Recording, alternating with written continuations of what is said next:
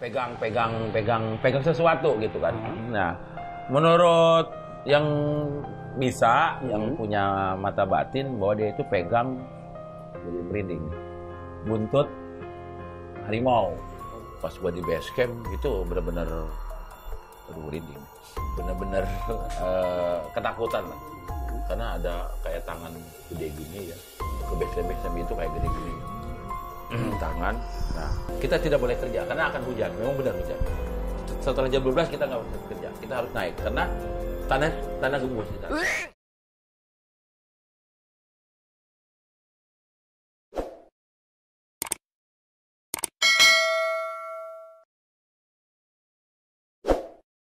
Oke, balik lagi sama gua Fadil di Storymon ID. Oke, sekarang kita ketemu dengan bintang tamu kali ini. Namanya itu dengan Bang Loreng ya. Oke, Bang Loreng, pertanyaan pertama yang kita mau tanya di Storymon ID ini, kenalin Bang Loreng deh. Bang Loreng itu sosok seperti apa? Waduh, udah susah nih kalau nyalain. Gitu. Saya hanya orang biasa, dilahirkan dari seorang ibu, gitu. Sehari-hari bergelut di kampung dan mengenal dunia kerelawanan itu awalnya dari pecinta alam. Gitu. 96 masuk pecinta alam, itu habis lulus dari akademis ya, dari sekolah, masuk pecinta alam 96. Mulai.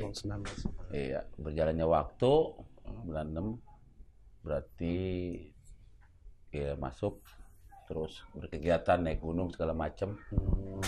Ya, masuk camping sampai ke Papak. Baru setelah 2000 saya berkeluarga, tetap beraktivitas di kegiatan pecinta alam. Akhirnya 2005 saya berkecimpung pertama kali. Awal 2005 itu berarti ke Aceh. Ketika tsunami. Gitu. Awalnya pertamanya. Cintanya ke relawan itu dari Aceh. Dari Aceh. Iya. Karena kita bisa ngelihat bagaimana di Aceh itu agamisnya gitu kan, agamis segala macam. Cuman saya di Aceh bertahan cuma 2 minggu. Karena kena virus, dipulangkan, akhirnya kita di rumah. Gitu. Oke. Terus baru kegiatan-kegiatan yang lain. Oke. Gitu. Oke, untuk apa ya, Mang? Kan Storymon ID ini lebih ke cerita mistis ya kita, Mas. Pengen tahu dong sedikit cerita serem-seremnya gitu, yang Bang Loreng alamin. Kalau cerita serem sih banyak ya. Namanya sama relawan itu sudah biasa. Sudah makanan pagi lah kalau masalah cerita serem. Karena kita ketika memang ada bencana, kita harus mengenal dulu dengan kearifan lokalnya. Tanpa kita mengenal kearifan lokal, kita masuk ke orang lain, sama aja kita masuk ke rumah orang. Iya, pasti akan diganggu. Betul, gitu. betul. Tapi ketika kita sebelum masuk, kita sudah permisi, insya Allah aman-aman aja. Memang cuman ada dulu di Burangrang lah cerita saya sama anak. Di Burangrang itu memang Burangrang kan masih masuk ke lingkaran sama dengan Banten ya, dengan Gunung Gede lah. Gede Pangrango, Salak, Burangrang masih masuk. Karena Burangrang ini kebanyakan suka dipakai buat pelatihan Kopassus. Iya, karena mistiknya yang luar biasa. Yaitu dulu saya bawa anak tanpa permisi, saya masuk ke hutannya. Ya itu terjadilah sesuatu hal yang tidak bisa di luar logika lah. Bentak-bentak dia kenapa masuk ke sini nggak izin segala macam ya itu. Ya itu berarti kita bisa ambil pelajaran kemanapun kita akan jalan, ya kita harus tahu dulu kearifan lokalnya apa sih kearifan lokalnya. Itu sama dengan di bencana juga. Penanganan bencana yang pertama yang kalau kata saya sih kearifan lokal yang harus dikedepankan, karena kalau tanpa kearifan lokal kurang apa, kalau dibilang masakan mah kurang sedap gitu. Iya. Benar. Ya bisa terselesaikan cuman lambat. Ibarat makan nasi terus nggak ada lauknya bang. Iya, Lebih itu. kayak begitu. Oke. Kalau boleh tahu bang Loreng, Bang Loreng ini kan Tagana kalau nggak salah. Iya. Tagana itu apa sih Bang Loreng kalau boleh tahu? Tagana itu adalah kumpulan dari teman-teman. Ada yang dari Karang Taruna, dari OKP yang lain itu. Jadi ada kumpul itu, ya masuklah dalam satu wadah. Itu namanya Tagana, Taruna Siaga Bencana, yang dibentuk oleh Dinas Sosial Kota Kabupaten. Di atasnya adalah Kementerian Sosial. Itu. Berarti jadinya tuh relawan ya Bang ya? Relawan. Cuma kalau sekarang dengan perundang-undangan kita dibilangnya relawan profesional. Gitu. Ya, karena kalau relawan itu ya memang tidak digaji. Betul. Terus terang relawan, namanya juga relawan. Betul. Tidak digaji. Ya makanya kalau di Tagana itu kita diwajibkan hidup mapang. Karena bencana tidak bisa diprediksi, jam segini ada bencana, kita udah siap-siap, nggak bisa. Jadi harus benar-benar. Jangan sampai kita pergi ke tempat lokasi bencana, ya rumah kita tinggalkan tidak safety, yang ada centong ke kepala. Benar-benar. Centong, ya makanya ya kebanyakan anggota Tagana sudah berisi. Iya. Makanya seorang anggota Tagana harus mapang. Ketika kita pergi, rumah sudah safety, kita juga sudah safety dengan manajemen kerelawanannya. Jangan sampai kita nyusahin. Ketika kita datang ke lokasi, malah nyusahin. Itulah seorang anggota Tagana harus pinter, ya harus pinter. Kalau tidak pinter, bagaimana mau nanganin korban? Iya. Kita aja. Kita yang memabaukan. Iya. Gitu. Tapi kan identiknya dari Storymon ID ini kan lebih ke ini Mang. Apa sih? Orang tuh taunya simbolnya mistis, serem. Nah, selama Mamang jadi relawan nih. Selama jadi relawan, terus ada nggak sih yang mistis-mistis lagi Mang? Kan kemarin yang itu lancar. Banyak sih ya, kemarin dah kita di Sukajaya, Bogor Barat. Awal tahun baru Kabupaten Bogor dapat hadiah bencana yang sangat luar biasa. Sudah dibilang bencana nasional. 4 kecamatan yang di Bogor Barat, belum yang di Bogor Tengah. Ya, Cibinong, Cilengsi, Gunung Putri, terus Bakan Madang, Sukaraja itu. Cuma yang paling besar ada Bogor Barat. Itu ada cerita mistik. Itu namanya di daerah Pasir Madang mau ke Cileksa. Itu semua terpotong jalurnya. Makanya dibuatlah jalur baru yang ngebuka. Itu kita jalan itu pas malam Jumat. Kita nganter relawan yang membawa bantuan ke Parengpeng. Kita jalan jam 7 malam.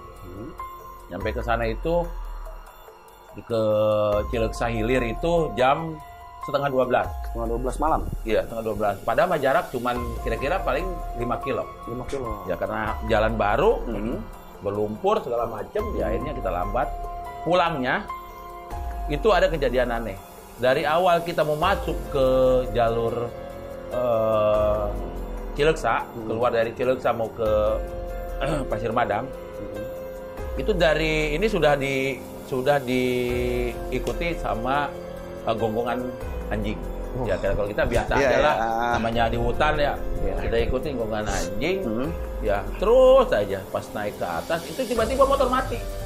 Motor mati Bang? Mati motor. Mati tiga-tiganya motor mati. Nggak bisa diselah, nggak bisa diapa-apa. Mati otomatis. Sampai kita kecapean. Waduh. Didorong pun sudah lemas, akhirnya kita istirahat. Ya, habis istirahat baru tersadar bahwa kita masuk ke daerah orang tanpa permisi dulu. Balik lagi. Ya itu, balik lagi berarti kearifan lokalnya yang kita langgar. Setelah kita ingat itu, kita sadar, kita dorong lewat cuman 3 meteran. Itu bisa motor bisa diselah lagi. Dan kita jalan lancar. Ya, nyampe ke pos Potmil, adanya pos Cibrani. Sampai anggota TNI bilang berani amat ngelewatin areal tadi itu. Ya kita yakin. Saya bilang kalau kita yakin dan kita permisi, kenapa enggak?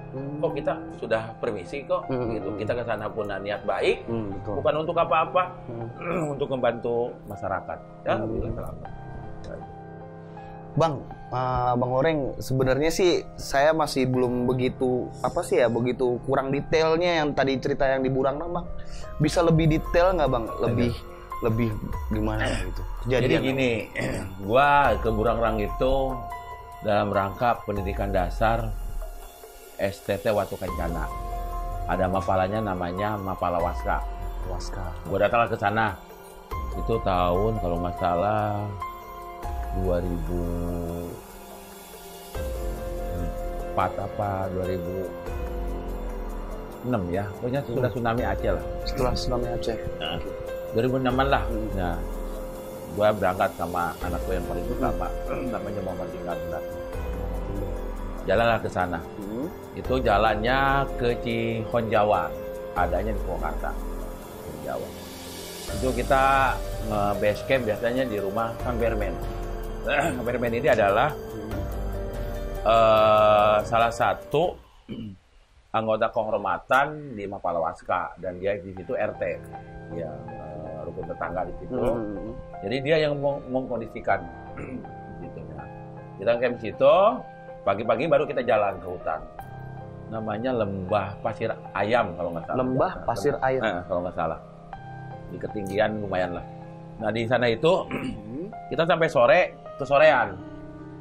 Nah di atas gunung itu ada namanya aliran sungai. Kalau dibilang di bahasa Sunda mah Ciletik. Tapi posisinya di tengah-tengah gunung. Tengah-tengah gunung. Air ini adalah untuk mengairi pertanian, gitu, jalur air untuk pertanian dari hutan itu. Nah kita jalan berenam sama si Lingga ini. Anak Bang Oreng. Ya, jalan menelusuri si galengan ya. Kalau bahasa itu di sana galengan gitu. Nyusurin itu. Tapi ini curang. Kanannya. Ya, kanannya curang gitu kan. Jadi kalau kita jatuh ya lumayan lah di tempat posisinya. Kita jalan tuh. Waktu sudah jam 5:30. Jalan. Pertama kali yang jatuh saya. Jatuh tiket. Kedua teman saya Kang Audi Murpi Ciregar, ada Kang Audi. Terus ke yang 3, 4, 5-nya itu sama aja, teman-teman pada jatuh. Cuman yang saya heran ini satu nih, Cilingga nggak jatuh. Ya kalau ngelihat secara mata biasa memang nggak kelihatan, nggak kelihatan bahwa dia itu pegang. Cuman dia pegang gini gitu kan, pegang sesuatu gitu kan. Nah, menurut yang yang punya mata batin bahwa dia itu pegang, jadi merinding, buntut harimau. Ya itu. Jadi gua keturunan Cimande. Ya, gua keturunan Cimande. Terus kakek gua cuma Cimande. Terus bini gua orang Banten. Keturunan Banten. Jadi kemungkinan katanya sih, gue juga nggak tahu nih orang-orang berbicara bahwa dia itu memang dinin sama itu. Jadi kalau bahasa Sundanya dituyun lah, dituyun gitu. Jadi orang-orang pada jatuh enggaknya. Habis sudah itu udah berlalu. Sholat maghrib dulu kita, sholat maghrib. Nah akhir makan. Pas makan. Kita makan bareng-bareng, pas makan sudah hampir jam 6:30, habis sholat maghrib. Itu ada kejadian lagi yang aneh. Orang ini yang bisa ngelihat mata batin, melihat kayak ular yang ada mastakannya, gitu kan. Kalau nggak cepat-cepat kita pergi, kalau nggak ada yang kata si Meong itu, ya kita nggak tahu apa gua masih ada di sini atau enggak. Hanya kita pulang ke base camp Kang Bermen, bermalam di rumah Kang Kang Bermen itu. Cuman anggota yang lagi pelatihan di bawah nge-base campnya. Cuman gua pergi ke base camp Kang Bermen itu ya.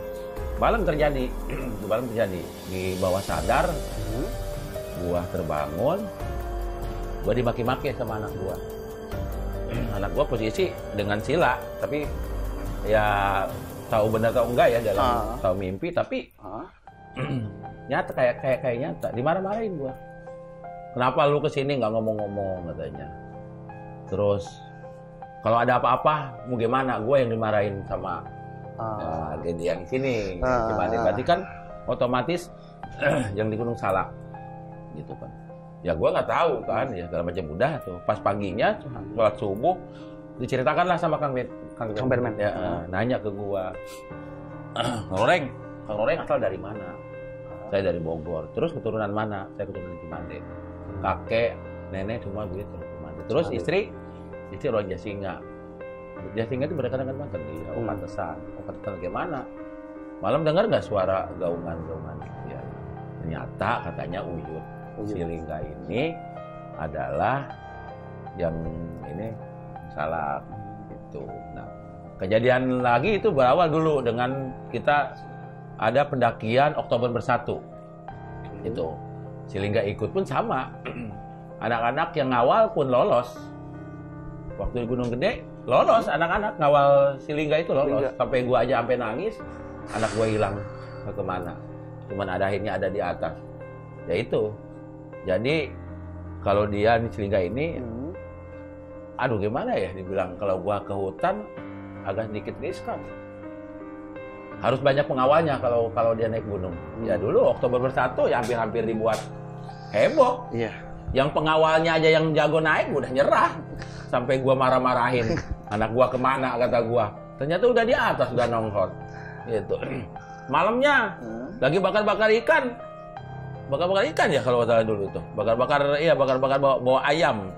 Gitu. Marah-marah anak gua. Gitu kan, kencingin aja itu, yang nggak ada lagi pada ngintip katanya yang mau minta ayam. Dulu capek pokoknya mah, turun juga di dari puncak ke bawah itu tanjakan setan. Yang lain mah pada diomelin. Coba, capek gue sampai ke bawah, gue nyerah dah. Kata gue udah, gue nggak mau bawa lagi dia ke gunung. Mampus kalau gue bawa dia ke gunung, gitu. Ya itu, tapi kembali lagi ke kearifan lokalnya. Ketika kita sadar dan kita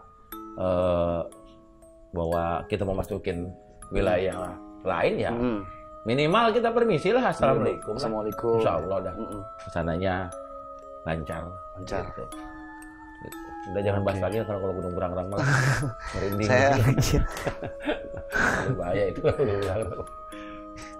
Jadi ya kesimpulannya kayak kita lagi bertamu aja bang ya. Kalau kita bertamu ke rumah orang juga kan pasti salam nggak main masuk aja atau nggak ngintip-ngintip aja. Kirim maling. Ya itu etika. Etikanya. Kan kita masuk ke etika gitu kan. Di kegiatan apapun, kalau etika kitanya benar, insya Allah selamat. Kebanyakan di gunung kecelakaan itu bukan pecinta alam, bukan. Kebanyakan orang pakem. Remaja cinta camping, atau bukala, bukan pecinta alam. Bukan pecinta alam. Gitu. Kenapa? Punya uang segini, tenar naik. Nggak, persiapan tidak ada. Namanya pecinta alam itu belum ada. Seingat gua, yang benar-benar pecinta alam, yang meninggal itu bisa dihitung dengan jari sebelah. Itu pun dia perjuangan bisa dengan survival, dia masih di bawah bukan di atas. Norman ini lah, Norman aja kan dia pengen meninggal di gunung. Iya. Karena nggak mau nyusahin. Ya udah gitu. Dia jangan dicari saya. Kalau saya udah meninggal jangan dicari. Karena saya pengen bersatu dengan alam. Ya itu. Tapi kebanyakan sekarang kan edan. Iya. Punya duit bisa naik gunung. Bisa naik gunung. Ya iya. Demi persiapan. Cuman bawa apaan? Sweater doang. Iya. Tanpa bawa bekalan. Betul. Itu. Jadi salahin anak pecinta alam. Betul. Disalahin kampus, disalahin Mapala. Tempatnya inilah. Ya itu. Padahal mah dari si orangnya itu sendiri yang teledor gitu sebenarnya. Ya itu. Tapi ya selain teledor, dia tidak mempunyai tata krama. Gitu. Siapapun masuk ke daerah siapapun, kalau kita punya tata krama, attitude-nya dipakai, insya Allah itu pasti akan selamat. Contohnya gua di Gunung Gede nih, di Surya Kencana. Surya Kencana. Gua pengen buang air besar. Gua so tahu teledor nih. Gua pengen buang air besar nih jujur. Ngikutin burung tuh gua. Ikutin burung. Gue ikutin burung. Buang air besar. Sesudah buang air besar, gue mau balik lagi ke base camp. Nggak kelihatan itu base camp. Sampai gue puter-puter, sampai gue naik pohon ngeliat, nggak kelihatan. Terus terang aja, udah lama gue hanya puter-puter. Akhirnya gue sadar, wah iya, gue buang air besar sembarangan. Tidak permisi, udah izin dulu. Setelah gue ingat, cuma gini doang, udah tenda gue di depan. Coba itu kan, berarti kan magisnya masih ada, masih gini. Ya karena apa? Ya lu boleh buang apapun di gunung. Buang kencing atau besar. Mau buang air besar, tapi ya lo harus tahu dulu, jangan sembarangan asal cerot pergi gitu. Akhirnya ya ini pengalaman sama gua ya, ini pengalaman pribadi gua naik gunung dulu. Kalau gua naik gunung ke Gunung Gede itu 1 minggu tuh bisa 2 kali 3 kali karena gua poter gitu. Gua nyari duit di gunung dulu, udah biasa gitu kan. Tapi ketika terjadi itu ya gue sadar, oh iya, sejago-jagonya orang ya nggak bakal bisa nalukin alam. Setuju. Iya, orang kan, wah gue udah naik Gunung Gede, wah gue udah naik Sumbing, wah gue naik segala macam triple S. Apa sih yang dibanggakan? Sudah naik di atas pasti turun lagi kok. Betul. Iya. Pasti turun lagi. Yang penting bagaimana caranya kita menikmati perjalanan ini dengan baik. Dengan segala kesiapannya, datang ke atas, bukan buang sampah atau apa-apa. Setuju. Turun lagi, ya kan? Ya kan udah naik pasti turun kan? Pasti turun. Kecuali dia punya bank di atas. Di situ, iya. Kalau turun ya udah. Ini pas naik turun. Pasti turun. Maksudnya apa? Yang penting kita sudah. Oh, ternyata memang dunia ini memang luas gitu. Wah, di atas puncak bisa ngelihat kemana-mana. Ya itu tinggal turun lagi. Tapi kebanyakan orang kan gini. Enggak. Gengsi-gengsian buat pacarnya, bah tulis apa tuh? Iya. Kapan kamu sama saya datang ke sini? Posting. Yang kecelakaan yang waktu ke kawah, di mana tuh yang foto-foto jatuh? Ya kayak gitu kan lah. Orang tahu. Betul. Gua aja kalau lewat di Gunung Gede Pangrango, di Puncak Gede, lewat pinggirnya, nggak lepas dari harness sama webbing sama teman-teman. Kalau mau ngedeketin bibir kawahnya, kalau mau foto-foto, itu tergantung kita safety-nya. Kalau kita safety-nya sudah benar, kita menjalankan. Ketika terjadi kecelakaan itu di luar, di luar nalar ya. Iya. Nggak bisa nentuin takdir, betul takdir ya. Itu udah. Yang penting kita kan sudah safety kita sudah ada, sudah ada, ya udah. Iya.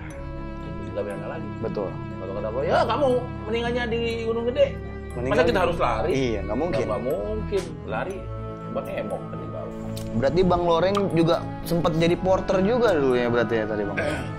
9 keluar sekolah gue tuh 93, 94. 95, 96 gue masuk Linggi Alam. 96, 97. Gue sudah mulai jadi porter di Gede Pangrango. Cuma porternya porter wisata. Biasa. Oh, porter wisata. Iya, jadi kadang-kadang bawa tamu kita naik. Jadi ya sudah kayak gimana ya, kayak rumah sendiri lah kalau Gede Pangrango lah. Kalau dulu sama sekarang berbeda kan. Dulu itu kalau di puncaknya ya di Surya Kencana itu sepi enak. Kalau sekarang kan iya, kalau dulu mau telanjang bulat juga nggak bakal tahu, paling hewan-hewan gitu. Iya. Kalau sekarang mah tukang wuduk apapun ada di Surya Kencana. Jadi ya nggak usah bawa makanan dari bawah sekarang mah. Bentar lagi juga ada ini lift ke atas. Bisa nge-track langsung. Ya iya, Gede Pangrango tiketnya termahal. Gunungnya terkotor, sampah di mana-mana. Lo lihat aja Gede Pangrango sekarang bagaimana. Ya sih, berbeda banget. Berbeda kayak dulu ya. Memang sekarang juga ada volunteernya yang membersihkan sampah-sampah. Tapi ya, kalau saya bilang lah, orang karena gampang gitu. Punya uang naik gede, nggak punya prosedur. Yang penting lu udah punya tiket, naik, posting.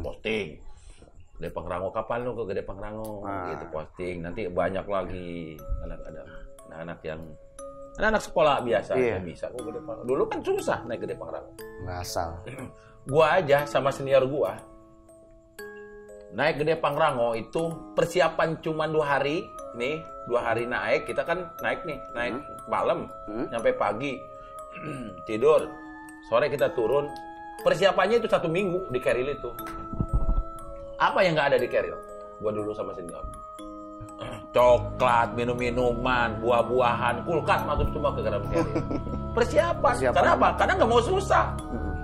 Naik ke capek dikit, buka, masak, telur, daging. Kadang-kadang beli nasi padang dagingnya. Karena kan kalau ke gede kan dingin kan, nggak bakal basi kan. Ya gitu. Kita mau ngapain sih naik gunung susah-susah, capek-capek. Capek dikit, buka gelar dulu. Kalau dulu kan bebas naik gunung. Betul. Bebasnya nggak di waktu kan. Kalau sekarang cuma 2 hari. Kalau dulu enak. Persiapan pun di Keril, wah semua. Bir juga bawa apa. Yang mau enak di atas, ngapain mau susah. Gitu. Kalau sekarang mah, susah. Lebih kayak mau kedupan jadinya kayak. Mendingan kedupan. Jadi kedupan ya.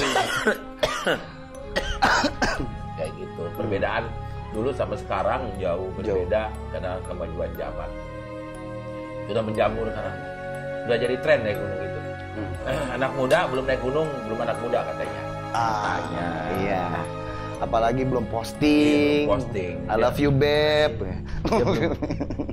Dia belum tahu apa sih hikmat naik gunung itu kan. Kalau bagi gua sih yang gua rasakan, ternyata naik gunung itu selain capek, ketika kita sudah ke puncak, capek itu hilang. Apalagi sudah ada bunga abadi. Ada Luis. Luis itu bagi gua nggak perlu gua bawa, ini bukti gua naik gunung itu. Cukup dengan dicium aja. Ketika Luis itu sudah lagi mekar ke baju nih, nerap ke baju itu bisa seminggu baunya masih ada. Sudah suatu kebahagiaan ketika kita naik Gede Pangrango. Biasanya di musim kemarau dia tuh. Musim kemarau bagusnya. Itu enak. Kita ke atas. Dulu nggak ada foto. Ada foto yang krek gitu ya. Oh, yang pakai film. Iya, pakai film itu palingan. Kodak. Gitu. Cetrek, cuci nanti di bawah. Pasti cuci, bakar. Bakar. Nggak tahu. Kalau dulu. Iya. Kalau sekarang kan apa sih? Handphone. Waduh, keren banget sekarang. Bawa gitar. Kadang-kadang suka bawa ya maaf. Kadang-kadang juga yang menyalahgunakan bawa minuman lah segala macam. Tapi kalau mau minum ngapain di atas aja? Di bawah aja. Iya, di bawah aja. Iya. Buat apa? Capek. Ke atas pakai minuman. Gimana kalau meninggal di atas? Bahaya itu. Jadi lebih baik kalau mau minum di bawah aja, di kafe. Jangan naik gunung. Benar, setuju. Iya banget. Ngapain capek-capek? Bawa bir cuma 1 botol. Goceng lagi. Biar kosong. Gitu lagi. Jadi naik gunung adalah pesan moral kepuasan kita dalam hati. Kepuasan batin. Nggak bisa diomongin, nggak bisa diungkapin. Tapi dilakukan. Kalau menurut gua, dilakukan. Bahwa kita naik gunung, sudah nyampe di atas, ternyata masih ada lagi gitu kan. Jadi jangan agul. Wah, gua sudah puncak gitu. Udah puncak Gede Pangrango. Tapi masih ada lagi kan, dari puncak Gede Pangrango itu ada lagi Cermek, Salak, segala macam. Udah taruhin belum gitu kan. Tapi yang terpenting adalah bagaimana kita bisa memanage atau menahan diri gitu. Nggak ada sesuatu yang kepuasan gitu kan. Ternyata masih ada lagi kepuasan. Masih ada lagi kepuasan lagi. Ya, berarti kan kalau gue perspektifnya adalah kita jangan terlalu ngelihat ke atas. Betul. Ngelihat dulu ke bawah. Gitu, kalau menurut gua. Ya model ilmu padi lah pada intinya gitu kan. Semakin ke atas bukan makin nenggak, angin tambah gede kan. Lebih baik meruntuh. Kan lumayan kalau udah matang padinya kan lumayan. Betul. Apalagi padinya padi yang sangat luar biasa kan bisa dimasak enak gitu. Kata-kata bijak yang sangat membantu teman-teman. Padahal waduh. Ya itulah. Inilah sosok Bang Loreng yang kita kenal. Sekarang udah tahu. Jadi Bang Loreng tuh gimana-gimananya, cerita-ceritanya gimana. Terus kalau tadi Bang Loreng tuh tadi sempat ngomong Gunung Salak tuh. Gunung Salak itu gimana ya Bang ya? kalau kejadiannya kayak banyak banget deh Bang kayaknya ya Bang. Gunung Salak gua paling pertama kali naik Gunung Salak Puncak Manik itu 99 sebelum terjadi kerusuhan. Iya. Itu dulu pertama kali naik Salak. Ya, kalau Salak gua nggak, baru beberapa kali lah. Oke. Nggak sering kayak Gunung Gede. Yang paling lama itu ketika terjadi pesawat Sukhoi. Nah, gua waktu pesawat Sukhoi itu jadi tim pembersih puing-puing Sukhoi. Gua di atas itu selama 2 bulan. Di atas. Gua jadi tim pembersih Sukhoi. Gitu. Ya. Jadi Sukhoi itu bukan tabrakan kalau menurut gua. Ya, bukan dia kapal nabrak gunung, salah itu. Karena moncong depannya masih ada, masih utuh. Ya. Moncong depannya masih? Iya, masih. Moncong depannya masih utuh, masih ada. Jadi bukan nabrak gunung gini, bukan. Tapi sayap kiri yang berbenturan dengan pohon-pohon direleng gitu. Ya. Karena yang moncongnya masih ada, sayap kanannya masih ada, biarpun tidak utuh. Gitu. Jadi pas itu langsung meledak karena Sukhoi kan jet canggih. Iya, dan itu satu, dia nggak tahu bahwa di kita ada Salak segede gunung. Itu aja. Kau tahu dia itu. Salak segede gunung. Iya, nggak tahu. Salak segede gunung. Iya. Tapi memang mistis. Medan magnetnya juga sangat luar biasa kalau Gunung Salak ya. Jangankan pesawat, burung pun ketika ada di Puncak Manik, sini ada kuburan kalau nggak salah mbah apa ya itu Puncak Manik itu ya, ada penjarahan. Burung pun kalau dia mau ngelewat ke sini dia turun dulu tuh. Yang gue lihat nih, turun dulu, jalan-jalan tetep baru dia terbang. Nggak ada namanya yang burung yang ngelewati kecuali ke pinggirnya. Ke pinggir Puncak Manik ini. Ya, kalau dia di senter ini nggak ada. Pasti turun dulu. Ini pesawat mau tahu. Ya itu. Karena memang benar kalau dari ATS ketika mau menupar itu enak di Puncak Manik. Karena ini Puncak Manik, Gunung Salak. Sini kan Gunung Puncak Manik ini Salak 2 kalau nggak salah. Ini kan ada lembahan. Itu enak memang. Cuma dia nggak tahu di situ ada medan magnet. Di situ ada namanya X-nya. Dan gue juga merasakan bagaimana dahsyatnya di Salak itu, di Puncak Manik itu. Segitu gue tawasulan dulu. Kalau nggak tawasulan. Aduh. Gue itu naik dengan tim 1 minggu itu di atas gue 4 hari. Di atas 4 hari. Karena gue tim teknis. Ya, tim ahli lah. Tim ahli untuk mengambil puing-puing di lembahan. Ada namanya Lembahan Indonesia Raya. Ya, Lembahan Indonesia Raya itu adalah ketika kita turun pakai tali ke atas, rappelling, sambil menyanyikan lagu Indonesia Raya, sampai selesai baru kita nyampe. Itu namanya. Ya, sekali. Iya, ada namanya Puncak itu Indonesia Raya. Cuman ketika kita pulang kita bisa melipir, cuman kalau kita turun riskan karena curam. Tapi kalau kita dari bawah ke atas nggak terlalu riskan. Tapi tetap dengan safety. Kita punya tali segala macam untuk pegang. Gue selama 2 bulan di sana. 2 bulan ya Bang? Di atas. Jadi kita di atas itu punya buat base camp. Atau yang dinamakan kalau orang macam barak ya. Barak, cuman ya, genset ada. Cuman waktu genset itu dari jam 4 sampai jam 10. Dari jam 10 udah mati. Ada penerangan. Jadi ketika kita pengen kencing, kita pengen air besar sebelum GSM itu mati. Karena kalau kita malam-malam mau kencing atau mau buang air besar, jangan harap bisa keluar. Karena kita takut. Pasti. Nah, baru pagi-pagi buang air besar berjamaah tuh. Karena malamnya pada ditahan. Ada juga yang dodgeball atau dol kresek, kalau di dalam kresek nanti paginya dibuang. Ada yang kayak gitu. Arjen banget dan banyak kejadian kalau di Gunung Salak. Itu 3 hari sebelum gua selesai kegiatan, hujannya sangat luar biasa. Jadi pas gua di base camp itu benar-benar benar-benar ketakutan lah. Karena ada kayak tangan gede gini ya. Ke base camp itu kayak gede gini. Tangan. Nah, kita yakin itu adalah yang punyanya Gunung Salak. Oke. Ya, merinding nih. Ya. Oh, jadi merinding ya. Itu pasti karena memang ya cerita orang tua ya. Ya yakin. Nah, yakinnya apa? Paginya setelah kita bangun, kita sholat subuh, paginya kita keluar. Paginya kita keluar, kita melihat ada jalur air kayak lekukan buntut. Oke. Ya, jalur air ini rapi, nggak ada namanya kayak dibuat-buat gitu, rapi. Jadi kayak kalau buntut gimana sih kalau geser gitu ya, digeser gitu kan gitu. Kayak gitu, rapi dan dalamnya pun luar biasa. Nggak cuman seini dalam segini ya, dalam kaki sedengkul dalamnya itu. Ada paginya dan ketika kita turun ke bawah, kuncen di bawah namanya kalau masalah itu bilang malam ada yang datang, nggak ada, terus ganggu enggak, ya itu berarti benar.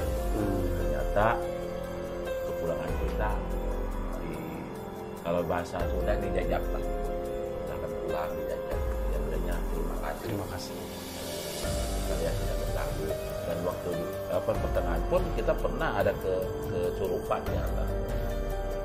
Jadi si pekerja ini adalah mengambil apa ini dahi ya? Dahi apa ya? Iya. Ya kan udah lama kan 7 bulan sesudahnya kan kita baru. Jadi di atas itu ketika itu masih banyak namanya kantong mayat, tengkorak kita nguburin, kita ini banyak apa ini. Jadi potong-potong itu masih banyak gitu. Jadi ada teman yang nemu gado lah ya. Gado orang apa? Rusia ya, kan mancrit ya. Diambillah sama mereka gitu. Tapi udah tinggal tulang doang gitu, diambil pakai kalung. Kita kan kerja sampai jam 12. Habis jam 12 kita tidak boleh kerja karena akan hujan. Memang benar hujan. Setelah jam 12 kita nggak boleh kerja. Kita harus naik karena tanah gembus di sana.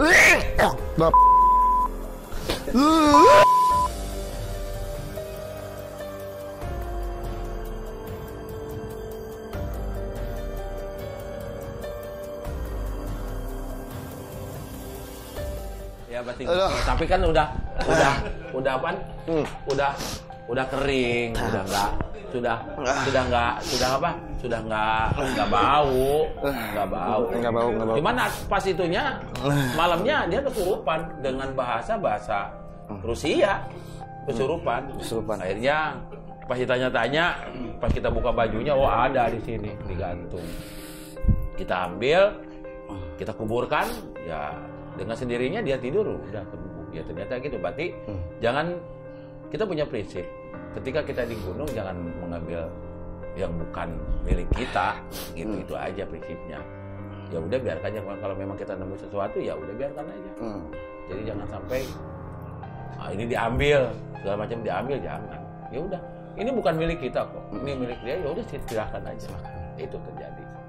Itu perjalanan kalau Gunung Salak ya itu. Gunung Salak itu penuh dengan mistik. Orang yang sombong pasti akan mengalami sesuatu hal di sana. Itu udah pasti. Ya. Jadi kalau ke Gunung Salak, jauhkanlah rasa sombong kita, jauhkan. Gitu. Banyak di sini juga yang naik Gunung Salak ya, kalau sombong pasti disasarin atau gimana itu. Kalau menurut gua sih. Jadi pada intinya ketika kita dimanapun, jangan lupa dengan tata krama. Iya, kalau tata krama kita pegang, insya Allah itu kan. Seperti kita mau main ke rumah orang lah, masuk ke rumah orang ya, permisi kek, assalamualaikum kek, kan gitu kan. Berarti kan ada orangnya pasti disapa gitu aja. Cuman kita nggak ngelihat, kalau di gunung yang nyapanya kita nggak ngelihat siapa itu.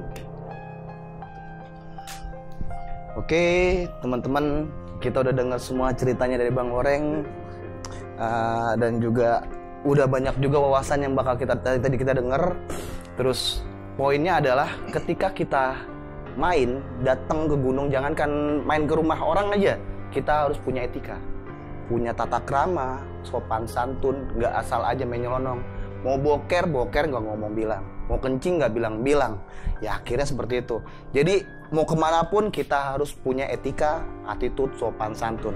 Oke, makasih banyak Bang Loreng, sangat-sangat bermanfaat. Saya pun terbawa dengan suasananya. Jangan lupa subscribe Story Mon ID. Lihat terus video ini. Thank you.